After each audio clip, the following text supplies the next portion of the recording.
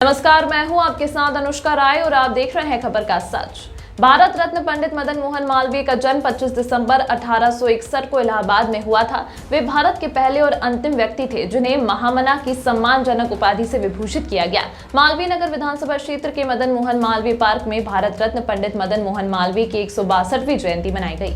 वहीं भारत रत्न पंडित मदन मोहन मालवीय की जयंती के मौके पर मुख्य अतिथि के रूप में दिल्ली की मेयर शैली ओबेरॉय और मालवीय नगर विधानसभा से विधायक और दिल्ली जल बोर्ड के वाइस चेयरमैन सोमनाथ भारती ने शिरकत की। साथ ही आम आदमी पार्टी के मालवीय नगर विधानसभा के 2 पार्षद भी मौजूद रहे, जिनमें लीना कुमार कमल भारद्वाज के साथ एमसीडी की deputy commissioner doctor Angel Bhati Chauhan और असिस्टेंट कमिश्नर एमसीडी के कर्मचारी और स्थानीय निवासी और आरडब्ल्यूए के लोग भी शामिल हुए।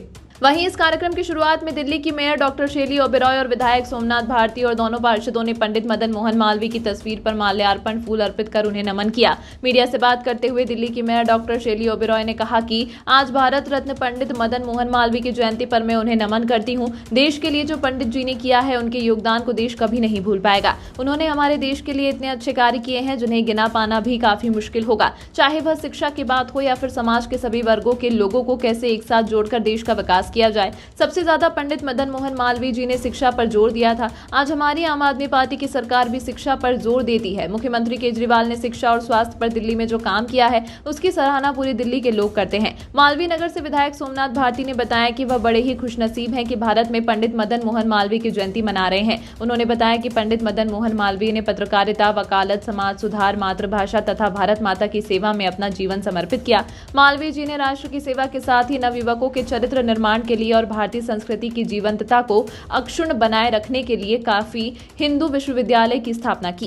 देखिए, आज हम मालवीय नगर विधानसभा में आज पंडित मदन मोहन मालवीय जी की जयंती में उनको श्रद्धांजलि देने के लिए आए हैं और आज हमारे साथ यहाँ के विधायक सोमनाथ भारती जी हैं, यहाँ से पार्षद लीना जी, उनकी अध्यक्षता में एक कार्यक्रम हुआ। साथ ही हमारे 7 वाले वार्ड के जो पार्षद हैं कमल भारद्वाज जी हैं और यहाँ पे तमाम एमसीडी के अधिकारी भी मौजूद हैं, आरडब्ल्यूए के मेंबर्स हैं, आम जनता है। और आज हमने पंडित जी को श्रद्धांजलि दी। और पंडित जी एक ऐसे शख्सियत थे जिन्होंने समाज को बहुत आगे ले जाने की बात करी और उनको कर्म योगी की उपाधि दी गई, उनको महामना की उपाधि दी गई, भारत रत्न से नवाजा गया।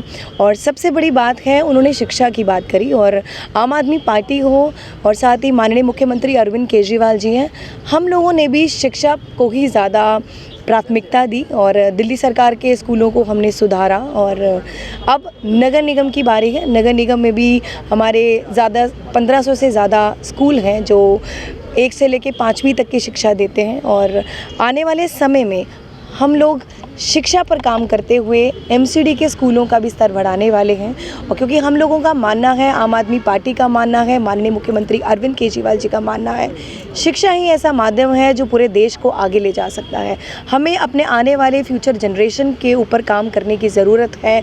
आने वाले समय में यही हमारा जो हमारी आने वाली पीढ़ी है, डॉक्टर बनेगी, इंजीनियर बनेगी, चाँद पे जाने की बात करेंगे, समाज को आगे ले जाने की बात करेंगे। तो हम लोगों को समाज को आगे ले जाने के लिए शिक्षा का इस्तेमाल करना चाहिए। और आने वाले समय में अस्पतालों पर भी काम किया जाएगा। और रही बात नगर निगम के और कामों की, जैसे सफाई व्यवस्था को दुरुस्त करने की, हॉर्टिकल्चर पार्क्स को ठीक करने की, सड़कों के निर्माण करने की, तो पंडित जी ने जो हमें सिखाया, हम उन्हीं के डायरेक्शन पर चलते हुए हम शिक्षा पर काम कर रहे हैं। और मैं ये भी आशा करती हूँ कि आने वाले समय में उनकी ज़िंदगी से हम सीखें और प्रैक्टिकली उन चीज़ों को अपनी ज़िंदगी में हम अप्लाई करें, उन चीज़ों को इम्प्लीमेंट करें, क्योंकि आने वाले समय में हम अपने समाज को आगे ले जा सकें। पंडित जी ने समाज की कई कुरीतियों को खत्म किया, कुरीतियों को ख़त्म करा। उन्होंने भारत रत्न, कुरीतियाँ तो नहीं लेकिन बहुत सारी कमियाँ थी जो पहले आम आदमी पार्टी भी गिनाती। देखिए, क्या मानती हैं किन कुरीतियों को आप खत्म करेंगी जो एमसीडी में? देखिए, सबसे बड़ी बात है, पिछले 15 साल में भारतीय जनता पार्टी ने शासन करा एमसीडी में। और एमसीडी में जो काम और जो वादे हमने माननीय मुख्यमंत्री अरविंद केजरीवाल जी ने करे हैं, आम जनता को हमसे बहुत उम्मीदें हैं। आप भी जानते हैं इस बात को कि बहुत चैलेंजेस हैं, कितनी मुश्किल से मेयर और डिप्टी मेयर का इलेक्शन हुआ और आज तक स्टैंडिंग कमेटी का गठन नहीं हुआ। उन सभी चैलेंजेस को हम सामना करते हुए हम पूरी कोशिश कर रहे हैं। और आप भी इस बात को मानते हैं और हम भी इस बात को मानते हैं कि नगर निगम के बड़े बड़े प्रोजेक्ट्स हैं जो स्टैंडिंग कमेटी की वजह से रुके हुए हैं, इस बार फिर से हमने सुप्रीम कोर्ट का दरवाज़ा खटखटाया है कि जल्द से जल्द जो मनोनीत पार्षद है, मनोनीत पार्षद का जो वर्डिक्ट हमारा पेंडिंग है, सुप्रीम कोर्ट उस वर्डिक्ट को दे ताकि हम जितने भी हमारे रुके हुए काम हैं हम उनको कर पाएँ। हमने दिल्ली की जनता को वादा किया था कि हम सफाई व्यवस्था को दुरुस्त करेंगे, हमारी पूरी कोशिश है। तमाम हमारे दिल्ली के विधायक हों, पार्षद हों, मैं खुद भी ग्राउंड लेवल पर जाकर सफाई अभियान हम लोग चला रहे हैं। और नंबर 2, हमने वादा किया था कि एमसीडी की स्कूलों को, शिक्षा को हम प्राथमिकता देंगे। और हालांकि इस चीज़ में टाइम लग सकता है, 2 साल 3 साल लग सकते हैं, पर हमने एमसीडी स्कूल्स की प्रिंसिपल्स को ट्रेनिंग के लिए IIM जैसे बड़े इंस्टीट्यूट में भेजा। नंबर 3 हम लोगों ने वादा किया हम सैलरी समय में देंगे। माना हमने कितने महीने सैलरी समय से दी और सभी को पता है कि एमसीडी की फाइनेंशियल पोजीशन है वो कुछ ठीक नहीं है। तो अब हम टाइम टू टाइम मीटिंग लेते रहते हैं कि कैसे हमने एमसीडी के रेवेन्यू को ठीक करना है।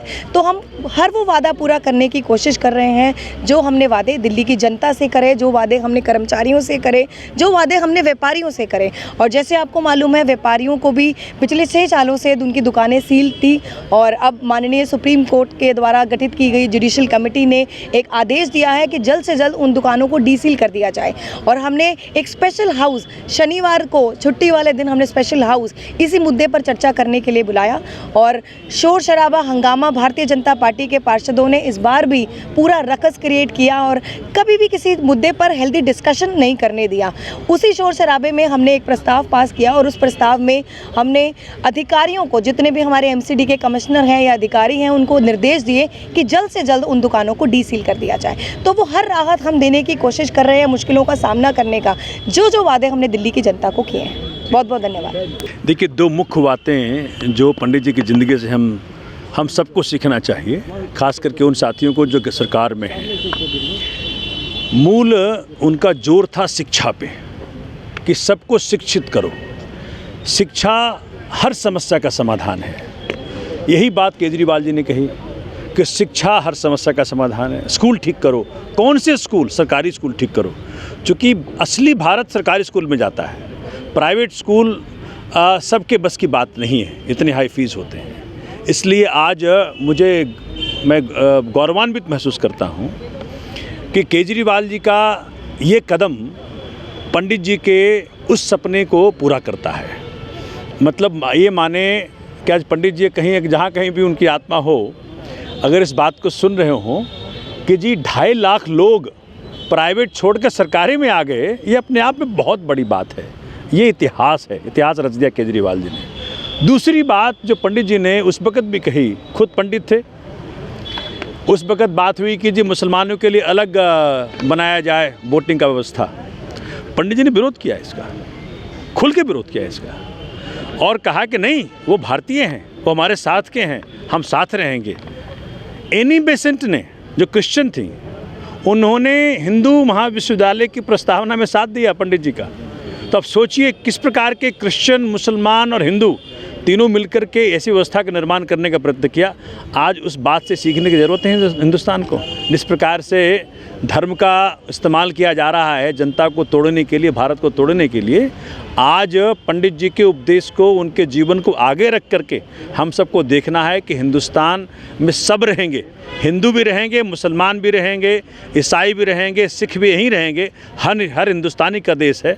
और इसी तभी जा कर के सच्ची श्रद्धांजलि होगी अगर पंडित जी की इन दोनों बातों को हमने अपनी ज़िंदगी में उतारने का प्रयत्न किया। तमाम महत्वपूर्ण खबरों के लिए देखते रहिए खबर का सच।